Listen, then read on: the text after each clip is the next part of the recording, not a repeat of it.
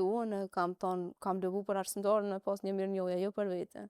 Atëherë kisha fillu me çmimin e shkollës mesme, dhe është historia interesante se si e kam marrë. Isha në përfundim të shkollës mesme dhe unë te drejtoria e arsimit vazhdoja me fol ende për impaktin që ka pas ajo mësimdhënëse tek unë dhe se sa e rëndësishme është dhe thesha që e meriton një mirënjohje. Kam insistu shumë dhe drejtoresha e arsimit në Lipjan atëherë e dërgoi një mirënjohje te arsimtarja Merit.